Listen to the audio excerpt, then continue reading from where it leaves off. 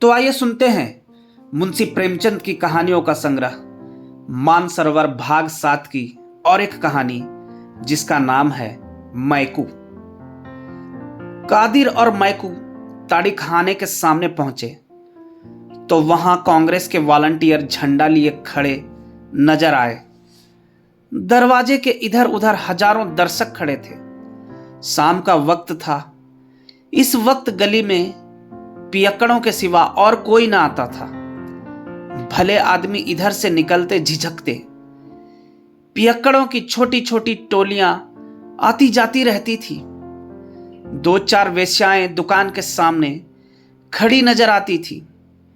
आज यह भीड़ भाड़ देखकर मैकू ने कहा, बड़ी भीड़ है बे, कोई 200-300 आदमी होंगे। कादिर ने मुस्कुरा कर कहा, भीड़ देखकर डर गए क्या? यह सब हुर्र हो जाएंगे, एक भी न टिकेगा। यह लोग तमाशा देखने आए हैं, लाठियां खाने नहीं आए हैं। मैकू ने संदेह के स्वर में कहा, पुलिस के सिपाही भी बैठे हैं। ठेकेदार ने तो कहा था पुलिस न बोलेगी। कादिर, हां बे, पुलिस न बोलेगी। तेरी नानी क्यों मरी जा रही है? पुलिस वहां बोलती है जहां 4 पैसे मिलते हैं या जहां कोई औरत का मामला होता है। ऐसी बेफजूल बातों में पुलिस नहीं पड़ती।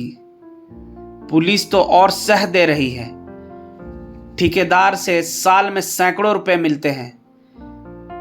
पुलिस इस वक्त उसकी मदद ना करेगी तो कब करेगी?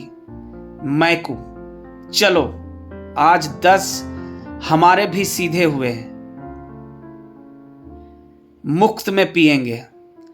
वह अलग, मगर सुनते हैं कांग्रेस वालों में बड़े बड़े मालदार लोग शरीक हैं। वह कहीं हम लोगों से कसर निकालें तो बुरा होगा। कादिर, अबे कोई असर वसर नहीं निकालेगा। तेरी जान क्यों निकल रही है? कांग्रेस वाले किसी पर हाथ नहीं उठाते, चाहे उन्हें कोई मार ही डाले।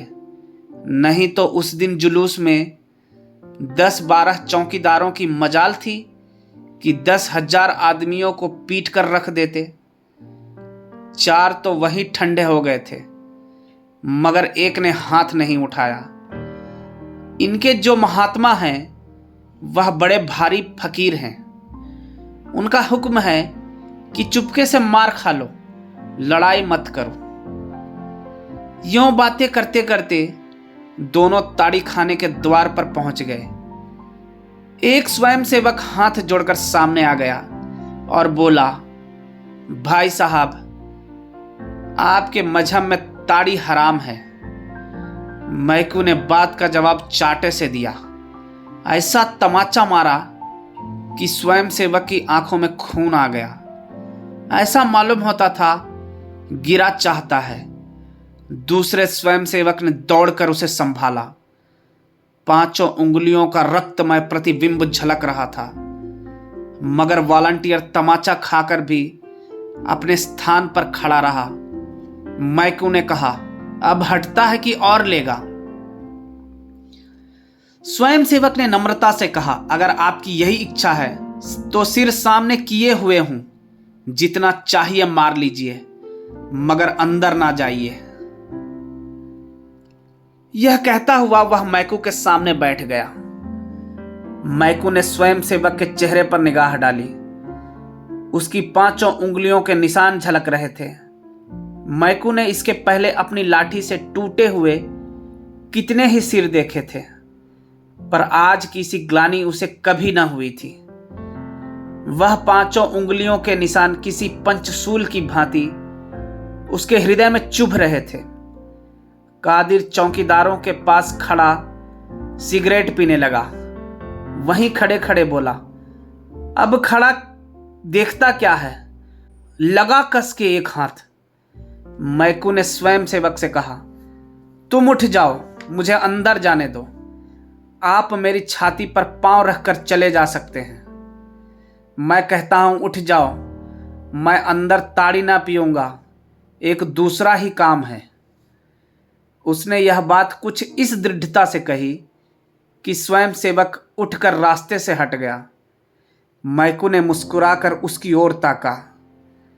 स्वयंसेवक ने फिर हाथ जोड़कर कहा, अपना वादा भूल ना जाना। एक चौकीदार बोला, लात के आगे भूत भागता है, एक ही तमाचे में ठीक हो गया। कादिर ने कहा, यह तमाचा बच्चा को जन्म भर याद रहेगा। मैकू के तमाचे सह लेना मामूली काम नहीं है। चौकीदार, आज ऐसा ठोको इन सबों को कि फिर इधर आने का नाम न ले। कादिर, खुदा ने चाहा तो फिर इधर आएंगे भी नहीं, मगर हैं सब बड़े हिम्मती, जान को हथेली पर लिए फिरते हैं।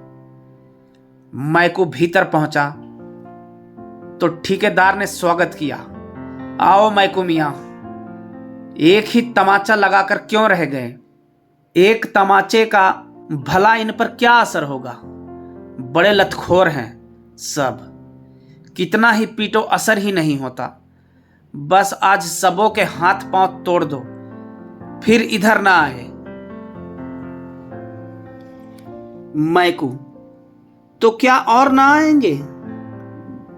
ठेकेदार, फिर आते सबों की नानी मरेगी।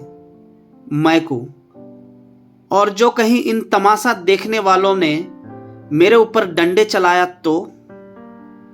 ठेकेदार, तो पुलिस उनको मार भगाएगी, एक झड़प में मैदान साफ हो जाएगा।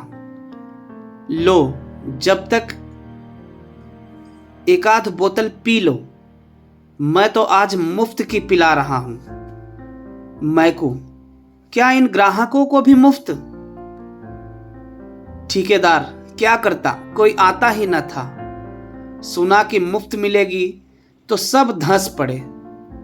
मैकू, मैं तो आज न पीऊंगा। ठेकेदार, क्यों? तुम्हारे लिए तो आज ताजी ताड़ी मंगवाई है। मैकू, यूं ही आज पीने की इच्छा नहीं है। लाओ, कोई लकड़ी निकालो, हाथ से मारते नहीं बनता। ठेकेदार ने लपक कर एक मोटा सोंटा मैकू के हाथ में दे दिया और डंडेबाजी का तमाशा देखने के लिए द्वार पर खड़ा हो गया। मैकू ने एक क्षण डंडे को तौला, तब उछलकर ठेकेदार को ऐसा डंडा रसीद किया कि वहीं दोहरा होकर द्वार में गिर पड़ा। इसके बाद मैकू ने पियक्कड़ों की ओर रुख किया और लगा डंडों की वर्षा करने। न आगे देखता था न पीछे, बस डंडे चलाए जाता था। ताड़ीबाजों के नसे हिरन हुए, घबरा घबरा कर भागने लगे। पर किवाड़ों के बीच में ठेकेदार की देह बिंधी पड़ी थी। उधर से फिर भीतर की ओर लपके मैकू ने फिर डंडों से आवाहन किया। आखिर सब ठेकेदार की देह को रौंद रौंद कर भागे। किसी का हाथ टूटा, किसी का सिर फटा, किसी की कमर टूटी। ऐसी भगदड़ मची कि 1 मिनट के अंदर ताड़ी खाने में एक चिड़िया का पूत भी न रह गया। एकाएक मटकों के टूटने की आवाज आई।